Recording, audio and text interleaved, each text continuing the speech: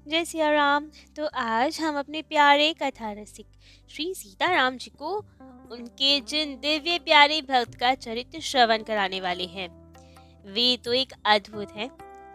उनके शिष्य के कारण वे तो महान भक्त हैं ही, लेकिन जगत में जो आज उनकी खूब प्रसिद्धि है, हम जैसे नालायक लोग जो उन्हें जानते हैं, वे उनकी भक्ति के कारण कम और उनके एक शिष्य के कारण उन्हें ज्यादा जानते हैं। जबकि जानना तो चाहिए उन्हें, लेकिन हम ऐसे ही नालायक लोग उनके एक शिष्य, एक अति विशेष शिष्य के कारण उनको जानते हैं। तो वे शिष्य है गोस्वामी श्री तुलसीदास जी महाराज। तो आज जिनका चरित्र हम अपने प्यारे कथा रसिक को श्रवण कराएंगे, वे है तुलसीदास जी महाराज के गुरुदेव श्री नरहरियानंद जी का चरित्र, जो एक अद्भुत महान भक्त हुए श्री रामचंद्र जी के। तभी तो अपने शिष्य में वो सब गुण दे पाए और ऐसे प्रख्यात शिष्य बनाए। इतने सुंदर शिष्य, इतने सुंदर भक्त की उत्पत्ति की उन्होंने, जिनका तो आज पूरा सनातन धर्म ऋणी है। तो ऐसे गोस्वामी श्री तुलसीदास जी महाराज के गुरुदेव श्री नरहरियानंद जी स्वयं श्री सनकादिक कुमार जी के अवतार माने जाते हैं। इनके पिताश्री का नाम श्री महेश्वर मिश्र था और माताजी श्रीमती अंबिका देवी। वृंदावन के समीप ही किन्हीं गांव में इनका निवास स्थान था। खूब भक्त हृदय थे, खूब सुंदर ठाकुर सेवा करते थे। परंतु एक समय की बात, मन में अभिलाषा हुई कि श्री विंध्यवासिनी भगवती के दर्शन करने के लिए जाया जाए। खूब सुंदर यात्रा की गई, भजन कीर्तन करते हुए यात्रा की और पहुंचे विंध्यवासिनी भगवती के स्थान पर। अब स्थान इतना सुंदर, इतना दिव्य कि वहीं गंगा जी के किनारे कुटिया बना के वहीं रहने लगे और वहीं बस गए। और अब वहीं रहकर दर्शन की अभिलाषा से खूब सुंदर तप करना स्टार्ट किया। भगवती के दर्शनों की अभिलाषा से खूब कठिन तप करते, दिन रात ठाकुर सेवा और तपस्या में लीन रहते, जिससे भगवती के दर्शन हो। अब इतनी कठिन तपस्या देख के तो भगवती जी एक दिन प्रकट हो गई और कहा, मांगो क्या वर चाहिए।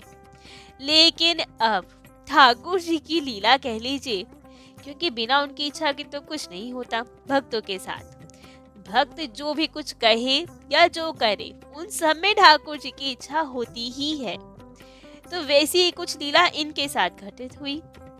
जब देवी ने इन्हें दर्शन दिए और वर मांगने को कहा, तब तो देवी को देखते ही उनके स्वरूप पे ही मोहित हो गए ये और भगवत इच्छा से प्रेरित होकर वर मांगा कि आप मेरी पत्नी बने।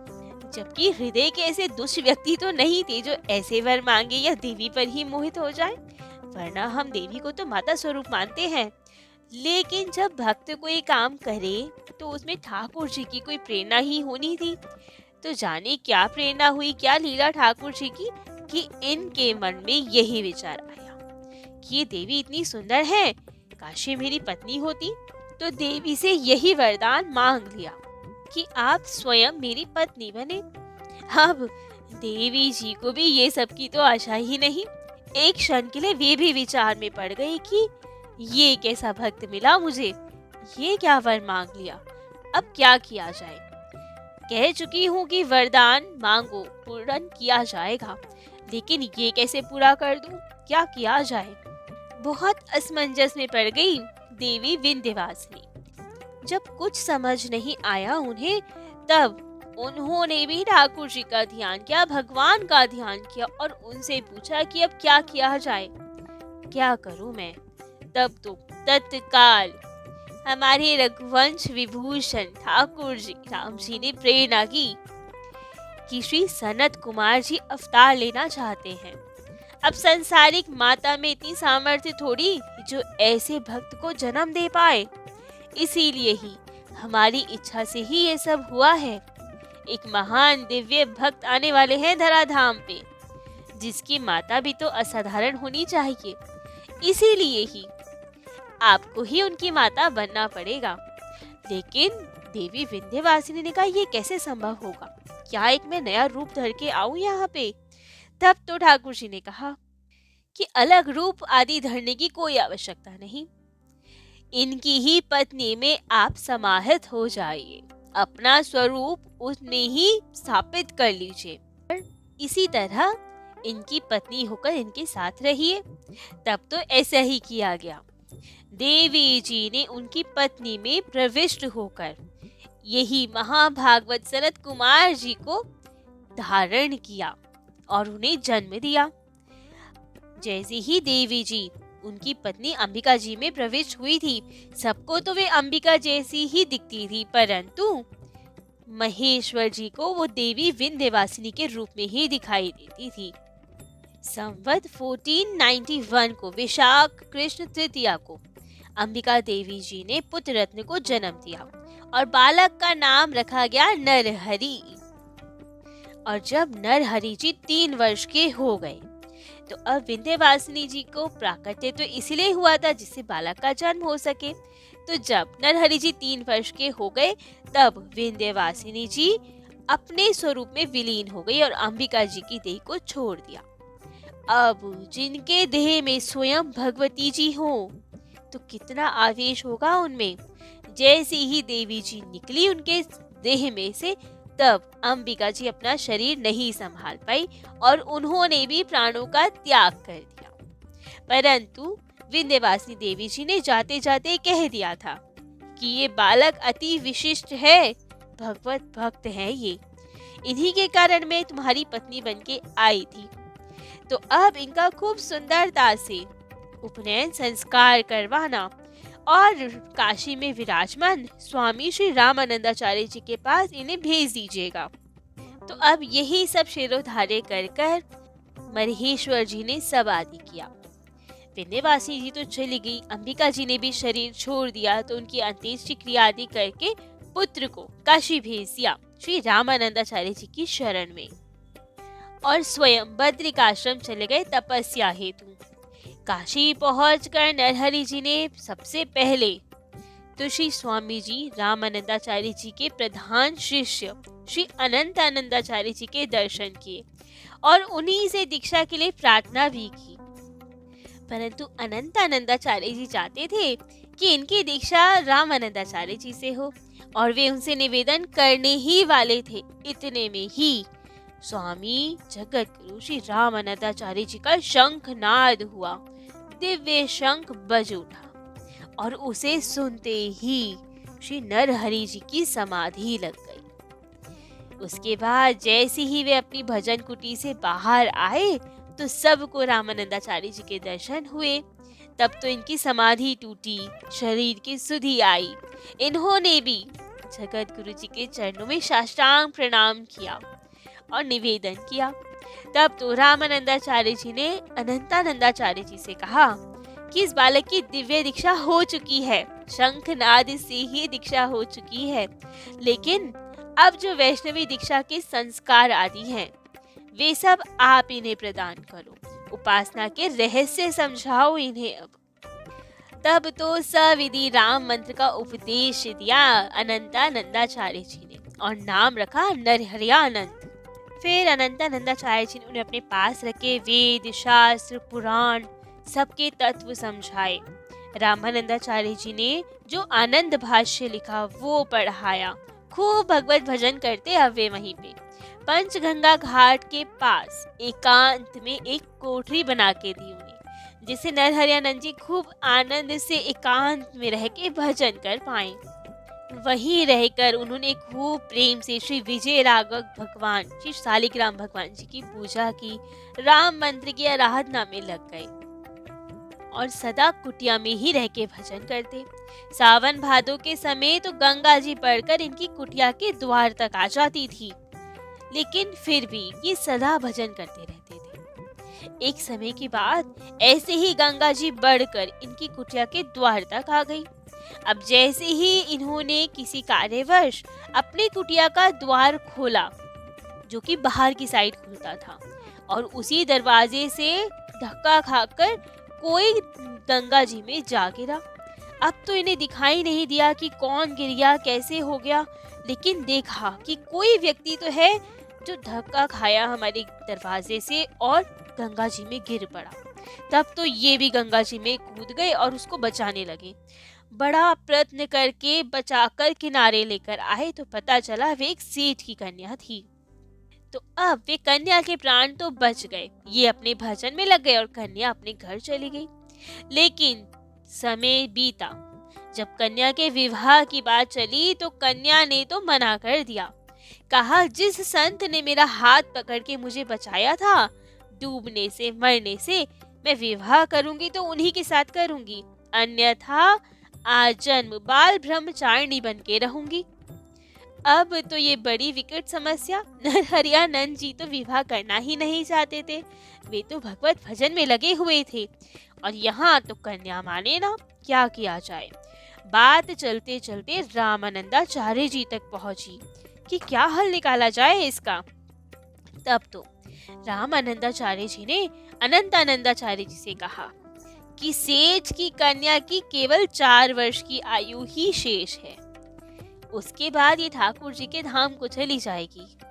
तो ऐसा करो, नरहरियानंद जी को तीर्थ पे भेज दो, वे आराम से 4 वर्ष तक तीर्थाटन करेंगे, तो विवाह की बात भी नहीं उठेगी और वे बच भी जाएंगे। तब तो ऐसे ही कहा गया। अब तो तीर्थाटन करते करते करते एक समय की बात ये प्रयाग पहुंचे। त्रिवेणी जी के संगम में स्नान करके आलोपी बाग में पहुंचे। अब चातुर्मास प्रारंभ होने वाला था। तो चतुर्मास प्रारंभ होने ही वाला था तो वहीं रह के सोचा चातुर्मास्य का व्रत करना चाहिए। तो यहीं श्री आलोपी देवी के मंदिर में वही कुटिया छवा दी गई इनकी और वही कुटिया में रह के बड़े प्रेम से 4 महीने तक भजन साधन करते रहे। वहीं पे भक्तों को वाल्मीकि रामायण और श्रीमद् भागवत सुनाया करते। एकदम याद थे, कंठस्थ थे दोनों ग्रंथ ने। राम जी कृष्ण जी में भेद मानते नहीं थे, दोनों का खूब गुणगान करते थे और खूब आनंद से चातुर्मास बिता रहे थे। परंतु ठाकुर जी की लीला, एक घटना और घटी। अब रामानंदी संत हो और वो संत सेवा ना करे, ये तो असंभव। जहाँ रामानंदी साधु हो वहाँ संत सेवा तो खूब जोर शोर से चलती है। तो वैसे ही ये थे। तो नरहरियानंद जी इतने बड़े संत सेवी थे, सदा संतों का भंडारा आदि होता था। अब चातुर्मास बिता रहे थे तो वर्षा के दिन थे और घर में सूखी लकड़ी थी नहीं। अब कुल्हाड़ी लेके जंगल भी जाते, लेकिन वर्षा के समय सूखी लकड़ी मिलना बहुत मुश्किल हो गया। असमंजस में पड़ गए कि जब लकड़ी ही नहीं मिलेगी तो कैसे बनाएंगे, ठाकुर जी को क्या भूख लगेगा, संत को क्या पवाएंगे, क्या किया जाए, कहाँ से लकड़ी का इंतजाम किया जाए, क्योंकि जितनी संत सेवा होगी लकड़ी भी उतनी चाहिए। तो एक दिन तो मिली ही नहीं लकड़ी, क्या किया जाए, खूब पूरा जंगल छान मारा, कहीं सूखी लकड़ी मिली ही नहीं। तभी इनकी दृष्टि पड़ी वही देवी जी के मंदिर पे, जहाँ पे दरवाजे खिड़की सूखे नजर आए। अब संत सेवा परम धर्म है। ये विचार बना कि अरे देवी जी का मंदिर, कोई बात नहीं, पहले संत सेवा ज्यादा जरूरी है। पहुंच गए मंदिर में और वहीं के दरवाजे खिड़की तोड़ना शुरू कर दिया। अब एक दिन की बात तो थी नहीं, लकड़ी तो रोज चाहिए। अब धीरे धीरे सब सामान मंदिर से आता जाए, कभी ये खिड़की, कभी वो दरवाजा, कभी कुछ। अब तो मंदिर उजड़ने लगा। तब तो एक दिन देवी जी प्रकट हो गई। कहा, अरे अरे भक्त जी क्या करते हैं, मंदिर क्यों उजाड़ते हैं। अब देवी मैया भी तो समझती है भक्त की महिमा, वे स्वयं भी तो निरंतर ठाकुर जी का भजन करती हैं। तो बस देवी जी ने कहा, आप चिंता ना किया कीजिए, आपको कोई आवश्यकता नहीं मंदिर उजाड़ने की, हम कार्यभार संभालते हैं। डेली आपके यहाँ सूखी लकड़ी का गट्ठर हम पहुँचाया करेंगे, आप तो निश्चिंत होकर संत सेवा करो, ठाकुर सेवा करो, खूब भजन करो। तो उसी दिन से स्वयं दुर्गा जी नरहरियानंद जी के यहाँ लकड़ी पहुँचाने जाया करती थी। परंतु एक समय की बात, एक पड़ोस में रहने वाले जाट की पत्नी ने देख लिया कि अरे इनको कहाँ से सूखी लकड़ियां मिल जाती है, हम तो परेशान रहते हैं और ये तो खूब संत सेवा कर रहे हैं, इतनी सारी सूखी लकड़ी मिलती कहाँ से है। तब तो इनसे पूछ लिया जाटिन ने, और संत होते ही सीधे सरल है, इन्होंने भी सब बता दिया कि आजकल भोजन के लिए समस्या हो रही थी तो हमने ऐसे ही किया। देवी जी के मंदिर में गए और खिड़की दरवाजे निकालने लगे तो अब देवी जी ही आ जाती है ये सब व्यवस्था करने। तो अब तो जाटिन को समझ में आ गया कि कैसे सूखी लकड़ियां मिलेंगी। तुरंत गई अपने घर और बोला अपने पति से कि एक पुरुष है नरहरानंद जी, देखो डर के मारे स्वयं देवी जी उनके घर लकड़ी पहुंचाने जाती है और तुम तो किसी लायक के ही नहीं हो, तुम कुछ नहीं कर सकते। जाओ तुम भी कुछ ऐसा काम करो कि स्वयं देवी जी ही आ जाए लकड़ियां पहुंचाने, क्यों इतनी मेहनत करनी पड़े हमें। अब तो वो जाट भी बातों में आ गया और पहुंच गया देवी जी के मंदिर। जैसे जैसे नरहरियानंद जी ने किया वो भी वही सब करने लगा। तब तो अब भक्त की नकल करने चले हैं। देवी जी कौन सा डर कर ये सब काम कर रही थी नरहरियानंद जी के लिए, वे तो भाव के कारण कर रही थी, क्योंकि नरहरियानंद जी स्वयं भी भक्त थे और भक्तों की सेवा करने के लिए ये सब कर रहे थे। तो उनके भाव पर रीझ कर देवी जी ये कर रही थी, लेकिन ये तो कुछ और ही समझ रहे थे, एक भक्त की नकल करना चाह रहे थे। तो अब जैसे ही इन्होंने देवी जी की मंदिर में पहुंचे कुल्हाड़ी लेके, तब तो देवी जी ने बढ़िया रोष प्रकट किया और खूब पिटाई की इनकी पत्नी आई तो उनकी भी खूब पिटाई की, खूब त्रास दी और कहा भक्त की नकल करने चले हो तुम लोग। कहा हरि भक्तों की बराबरी तो कोई देवता भी नहीं कर सकता, तुम तो तुझ संसारिक जीव हो, साधु की कहाँ बराबरी करने चले हो। भगवान के भक्तों में बड़ा सामर्थ्य होता है, स्वयं भगवान भी अपने भक्तों का हुक्म बजाते हैं। तो हम तो देवी देवता हैं, तो इसीलिए भक्तों से स्पर्धा मत करो, बहुत बड़ा अपराध लगेगा, फल भोगो उसका, प्रायश्चित करो। तो अब तो वे लोग बहुत डर गए लेकिन देवी जी ने जाट को तो छोड़ा ही नहीं। अब उनकी पत्नी तो बहुत रोने लगी कि अरे माँ कुछ तो करो, अब छोड़ दो, हम समझ गए हमारी भूल। तब तो देवी मैया ने कहा प्रायश्चित करोगे तो छोड़ूंगी तुम्हारे पति को, अब जाओ भक्तों की सेवा करो। कहा नरहरियानंद जी के आश्रम में जितने भी संत हैं सबको भोजन करवाओ और सबकी शीत प्रसादी लो, और आज से प्रतिदिन सूखी लकड़ी का एक भारी गट्ठर रोज उनके आश्रम में पहुंचाने की सेवा करो। यदि इतना करोगे तो ही तुम्हारे पति को छोड़ूंगी, वरना तो तुम दोनों का सर्वनाश निश्चित है। अब तो जाट जाटी ने दोनों ने सारी शर्तें स्वीकार की, माँ के चरणों में प्रणाम किया और कहा अब कभी भक्तों की बराबरी नहीं करेंगे। एक बार तो नरहरियानंद जी के घर में घी भी खत्म हो गया। अब सोचा कि सब भजन आदि छोड़ के बाहर जाऊंगा तो बहुत समय लगेगा, लेकिन संत सेवा भी करनी है। उसी समय देवी मैया आई लकड़ी का गट्ठर लेके, तो इन्होंने तो अपनी घी का पात्र भी दे दिया कि मैया जरा घी मिला दो, संतों की सेवा करनी है। तब तो देवी जी ने तत्काल घी के साथ शक्कर भी ला के दिया और खूब सुंदर संतों का भंडारा हुआ। कहा जाता है पहले श्री अलोपी देवी को प्रसन्न करने के लिए वहां पशुओं की बलि दी जाती थी, लेकिन जब नरहरियानंद जी वहां आए, उनका सत्संग होने लगा, तो वे देवी जी भी सात्विक हो गई और गांव के मुखिया को स्वप्न देके कहा कि मैं वैष्णवी हो गई हूँ, वैष्णव बन गई हूँ मैं भी, तो अब यदि पशु बलि दी जाए मेरे सामने तो तुम लोगों का सर्वनाश हो जाएगा।